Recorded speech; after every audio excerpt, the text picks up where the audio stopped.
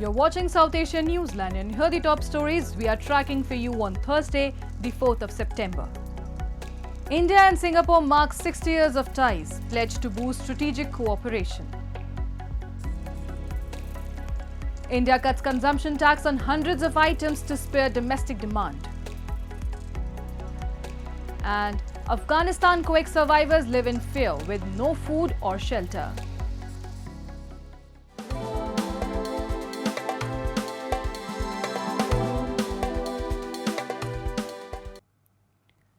And now for all the details.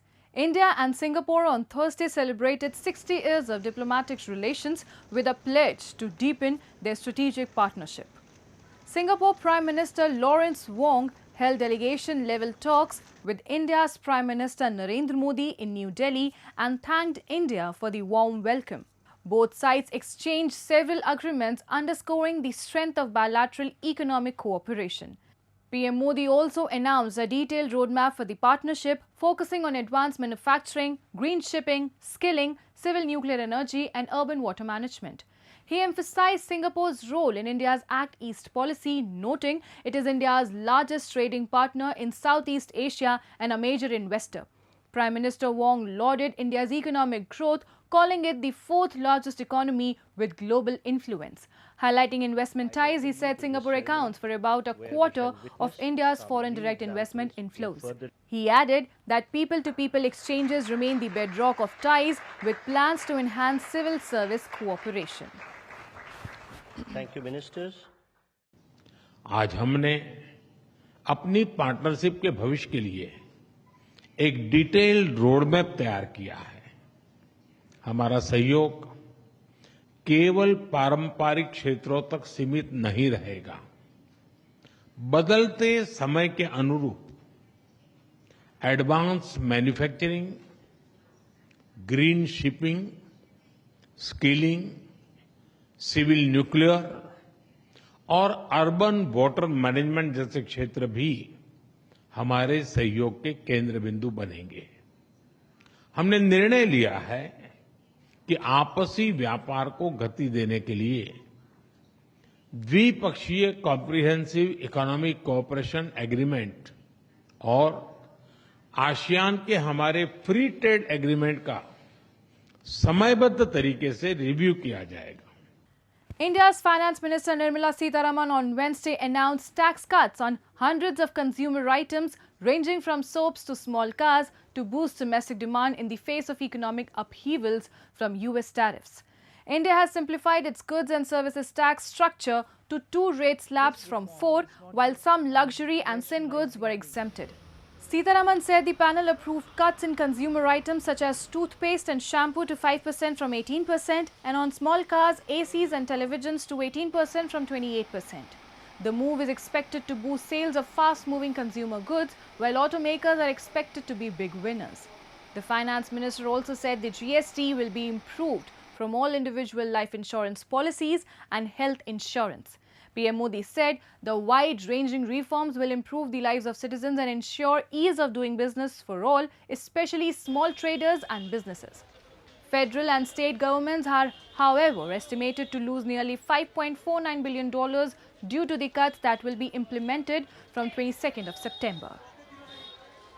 This is really very smart decision keeping, and it's a future-ready decision by Government of India. See, GST itself, after independence, when we see, it is the most fundamental and most important reform that India has ever taken. And after 7-8 years, what government realized, and now since we have a vision of Viksit Bharat by 2047, so we need to be future ready. Moving on. The traders' protest in Gilgit-Baltistan has continued with cross-border trade with China at a complete halt. Protesters say they will not step back until Islamabad withdraws what they call illegal taxes and clears stranded consignments at Sost Triport. In Pakistan-occupied Gilgit-Baltistan, traders observed a complete shutterdown strike recently against what they call illegal and forced taxes by Pakistan and over customs delays. The strike, supported across Hunza, Skardu, Gezer, and Gilgit, came as traders continue a 40-day sit-in at Sost Dry Port, halting the cross-border trade with China. Protesters demand that the region be declared a non-tariff area and exempted from federal sales and income taxes.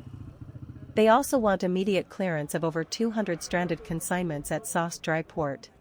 मैं पाक चीन ताजिर इत्तेहाद action committee की जानिब से गिलगित बल्तिस्तान अंजुमन ताजिरान के ओहदेदारान ज़िम्मेदारान का तहे दिल से शुक्रिया अदा करता हूँ। एक कौमी काज को लेकर हम पिछले 40 दिनों से यहाँ सुस्त के मुकाम पर धरने में बैठे हैं पुरअमन अंदाज में, इस कर्ब को, इस दर्द को महसूस करते हुए, चूँकि ये काज जो है ये गिलगित बल्तिस्तान का है। हम गैर कानूनी और गैर आइनी टैक्सेस के ख़िलाफ़ पिछले 40 दिनों से यहाँ धरने में थे और इस कर्ब को महसूस करते हुए अंजुमन ताजिरान ने पूरे गिलगित बल्तिस्तान में बिलखुसूस हुंजा, गिलगित, गज़र, सिकरदो, नगर और सुस्त बाज़ार भी आप देख रहे हैं मुकम्मल तौर पर शटर डाउन है। हम इनको खराज तहसीन पेश करते हैं। आज पूरे गिलगित बल्तिस्तान के ताजरों ने इस कौमी काज की हिमायत में शटर डाउन हड़ताल का ऐलान किया है। हम उनका तहे दिल से शुक्रिया भी अदा करते हैं और उनको खराज तहसीन भी पेश करते हैं, स्पेशली हुंजा वालों के। और दूसरी बात यह है कि गिलगित में जो ज़िली इंतज़ामिया की तरफ से ज़बरदस्ती जिन की दुकानें खुलवाई गई है उसकी हम शदीद अल्फाज में मज़म्मत भी करते हैं। Despite a July 2024 court ruling that exempts traders from certain federal taxes, customs officials allegedly continue to enforce them. Traders' leaders have vowed to continue their peaceful demonstrations until Islamabad accepts their demands. Afghanistan is reeling under back-to-back earthquakes that have killed over 1,400 people, flattened villages and left survivors without food, shelter or medical aid. Rescue efforts remain hampered by rugged terrain and constant aftershocks, while the toll is feared to rise further. We have a report. Afghanistan is struggling to cope with the horrors of the two powerful earthquakes since Sunday that have killed more than 1,400 people and destroyed thousands of homes in the provinces of Kunar and Nangarhar. Survivors remain in the open, terrified by the constant aftershocks without shelter, food, or medical aid. Harsh weather and rugged terrain have further hampered the rescue work in the region. Everything people had has been destroyed. هر دقیقه یو زلزله کېده، یو ورسره غږ و، خلک په ډېره ویره کې وو. اکثریت کورنۍ د خپلو کورونو څخه راوتلې وې او د باندې په پټیو کې ناستې وې. دا یو ډېر دردونکی حالت. Houses collapsed and all the belongings and possessions lost. The only remaining thing left for the survivors are the clothes on their backs. Many homes in remote villages were reduced to ruins, and the mountainous terrain continues to hinder relief operations. Survivors mourned the loss of their relatives and homes in Kunar province. زدارala پاوکم 12 بجې وې، بس یو جراق سره هر څه وار شوي دي. زموږ په علاقه کې دا د داسې علاقه ده چې د نورګل ولسوالۍ او د چوکۍ ولسوالۍ ترمنځ ساحه ده چې نه تر اوسه نورګل ولسوالۍ لاسلسی کړی دی او نه چوکۍ کړی د دواړو ترمنځ همداسې پاتې ده. دې کې 3-4-5 کلي دي، په دې 4-5 کلو کې لاره مکمل بنده ده. څه زخمیان راغلي دي او څه لا هلته پاتې دي. او یو نیم سل یو سل شپېتو پورې شهیدان لرو او تر یو سل اتیا 90 پورې زخمیان لرو. Another earthquake of magnitude 5.5 struck Afghanistan on Tuesday, claiming hundreds of more lives. Homes that had been partially damaged in the earlier tremor were reduced to rubble by the fresh quake. The UN has warned that the death toll could rise further as many victims remain trapped beneath the debris. خطرناکه زلزله و دومره خطرناکه زلزله و چې په ژوند کې دومره زه یېرېدلی هم نه وم او ډېره قوي زلزله هم شوې نه وه. زما په ژوند کې اولین دا ډېره قوي زلزله وه چې په دې ساحه کې وشوله. Moving on. Nepal has denied China's claims that Kathmandu supported the Global Security Initiative during Prime Minister Oli's visit. Nepal's Foreign Secretary Amrit Bahadur Rai clarified Nepal's support towards the Global Development Initiative and not the Global Security Initiative. When asked about the press release issued by China, Economic and Development Advisor to Prime Minister Oli, Yubaraj Katiwara, strongly rejected China's claims and said that no agreements or understandings were signed or made on the sidelines of the summit. China's Global Security Initiative was first proposed by Chinese President Xi Jinping. The GSI actively promotes the expansion of Chinese international policing activity overseas, which in turn helps protect its interest overseas. Though United Nations and the ASEAN countries have adopted China's GSI security norms and operational practices, Nepal has consistently refused to join the GSI and GCI despite continuous pressure from China, reflecting Nepal's non-aligned foreign policy. नेपालले चीनको जुन इनिसिएटिभहरू छ त्यो इनिसिएटिभमा global development इनिसिएटिभलाई समर्थन गरेको छ र त्यो global development इनिसिएटिभको जुन ग्रुप अफ फ्रेन्ड्स गठन भएको छ संयुक्त राष्ट्र सङ्घमा त्यसमा नेपालले जोइन पनि गरेको छ। अरू कुराहरूमा नेपालले समर्थन जनाएको छैन र अरू कुराहरूमा नेपाल प्रवेश गरेको छैन। तपाईहरु यो कुरामा स्पष्ट हुनु होला। Moving on. Anuj Mudliar, an artist based in India's Ahmedabad, is catching eyes with his unique giant pagdi or turban design themed on India's Operation Sindoor this Navratri. Anuj, also called the Pagdi Man, is known for bringing unique turbans each Navratri.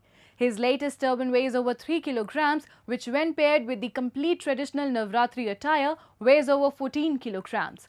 Mudliar's massive turbans have become a symbol of festive creativity in Gujarat. For him, the joy lies in keeping the spirit of Navratri alive through the art and devotion. Navratri is a 9-night festival dedicated to the worship of Hindu goddess Durga and her 9 divine forms. Celebrated with fasting, prayers, music and Garba dance and rituals, it symbolizes the victory of good over evil, culminating in Dussehra on the 10th day. हर साल हम wait करते हैं कि हमको नवरात्रि आ रही है तो कुछ मार्केट में न्यू लेके जाना है और उसका एक साल पहले से ही मतलब सब मुझे प्रिपरेशन करनी पड़ती है क्योंकि मुझे एक थीम के ऊपर कॉन्सेप्ट लेकर आना होता है पगड़ी का।